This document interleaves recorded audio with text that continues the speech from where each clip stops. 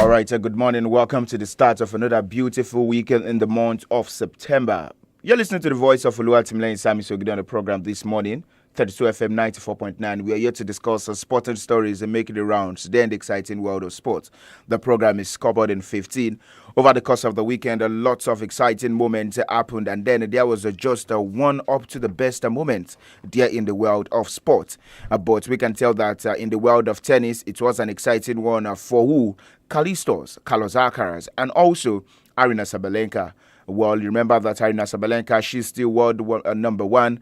And for Carlos Alcaraz, yesterday with his 4-1 victory over Jannik Sinner, he also went back into the world number one position. So we'll take a listen to the words of Callistos, that's talking about Carlos Alcaraz on the show this lovely morning, alongside Aryna Sabalenka, both speaking about their victory over the course of the weekend. For Sabalenka, she defeated Amanda Anisimova in straight set in the Wimbledon, that's the US Open finals. And then you tell that for Jannik Sinner yesterday, it lost to the hands of Carlos Alcaraz. Outside of that, there were other exciting moments there in the world of sports.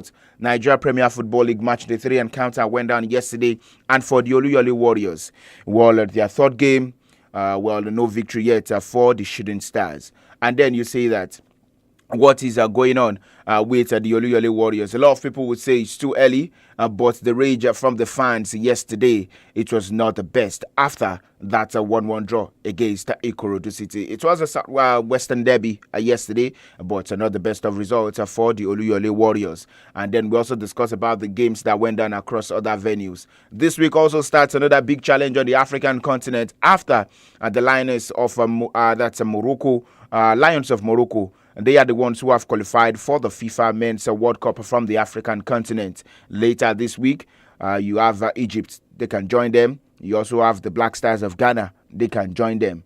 Well, how is it going to go this week? Well, we talk about the African World Cup qualifiers. We have the Super Eagles of Nigeria. Also, they have a date with Destiny. Remember that a victory for the Super Eagles would actually take the points to just 3 points, in which South Africa would be ahead of the Super Eagles of Nigeria. But anything short of a victory for the Super Eagles, we can say bye to the 2026 FIFA Men's World Cup, set to be hosted by the United States of America, Mexico, and Canada.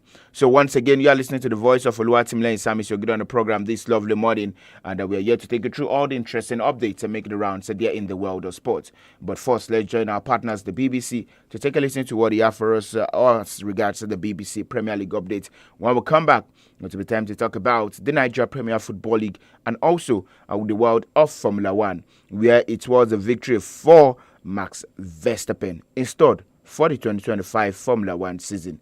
The BBC Premier League update.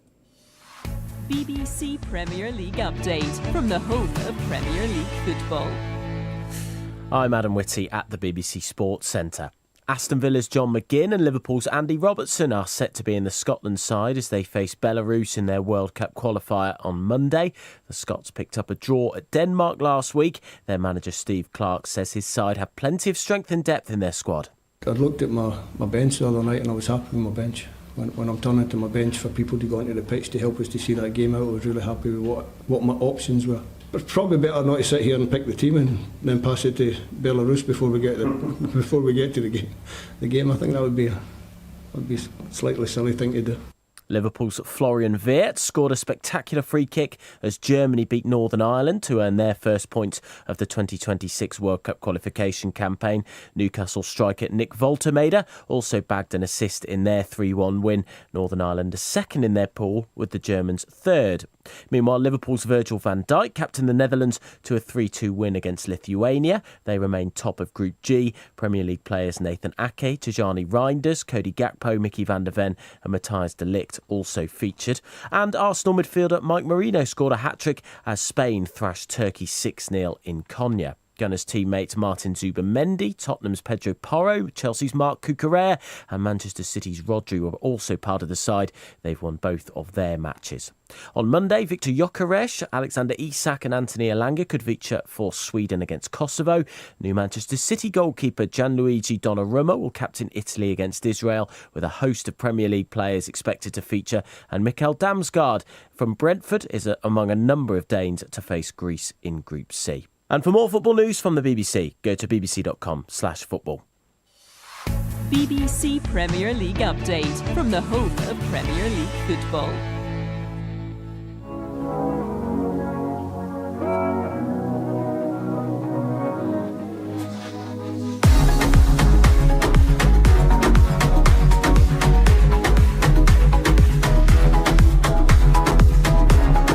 Right, there you heard the BBC Premier League update as regards everything that went down yesterday and what we expect later today. We'll talk about players who trade their game in the English Premier League.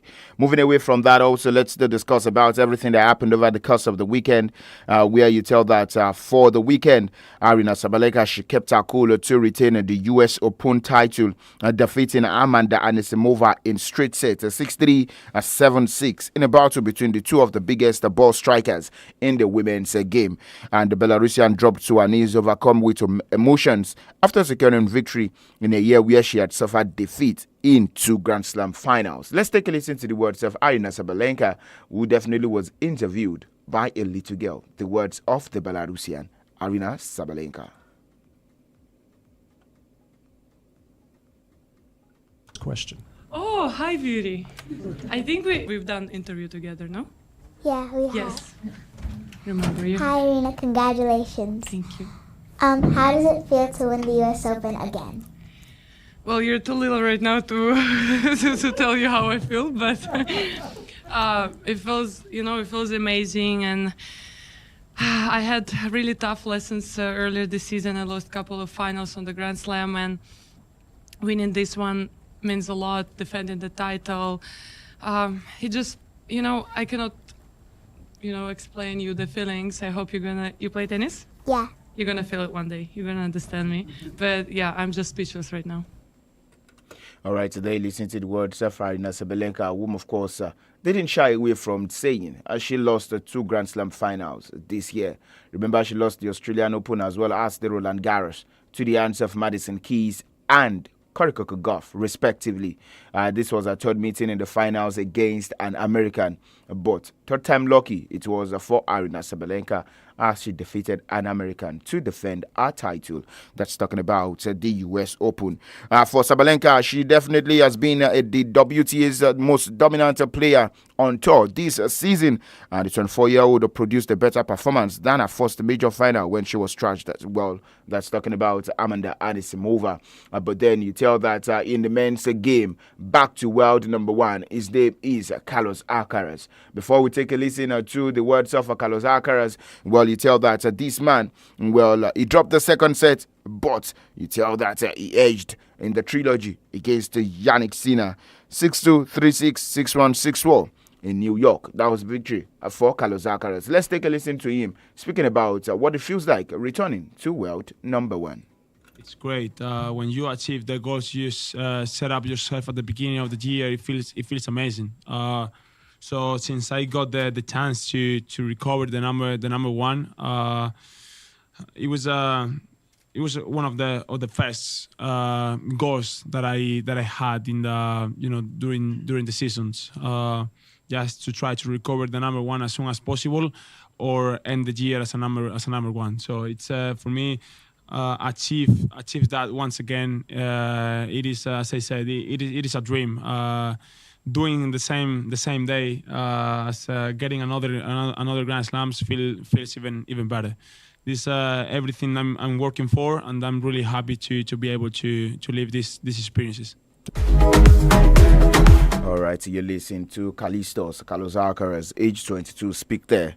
For Carlos Alcaraz, at the age of 22, he has 6 Grand Slam titles and the third man in history to win the French Open, the Wimbledon, and the US Open title twice or more. You tell that is definitely a good era where we talk about the world of tennis. Himself and Jannik Sinner.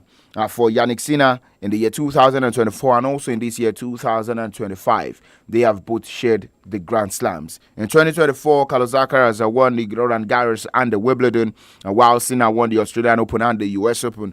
But this year, Alcaraz won the Roland Garros and the US Open, while Sinner won the Australian Open and the Wimbledon. Let's still take a listen to the words of Carlos Alcaraz speaking once again about facing Jannik Sinner in the finals and the state of their gameplay. Alcaraz, I'm curious if when Yannick says he feels predictable, can you predict him? Do you feel like you're reading Yannick's game well? And do you sense that he is maybe getting predictable? Well, what I wouldn't say I read his game, that he was predictable, but I know him, so it's been so many matches against him. As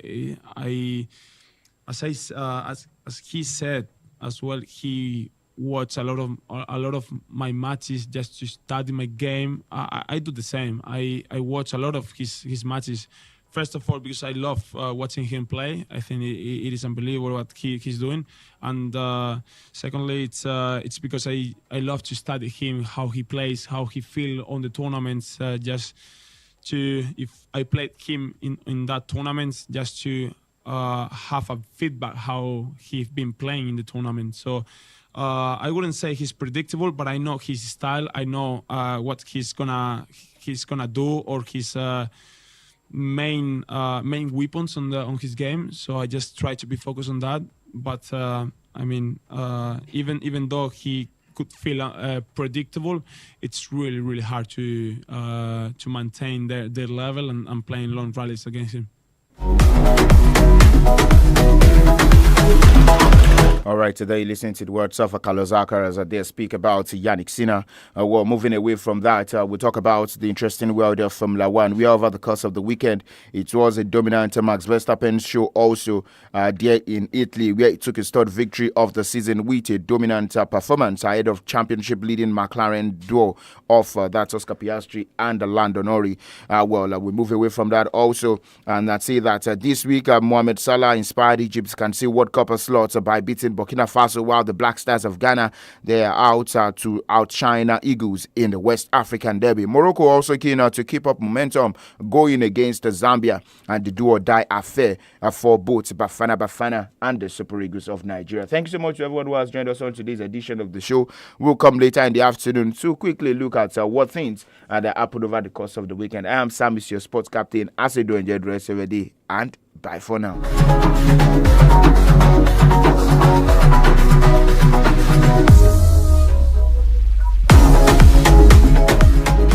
It's the Happy Dial.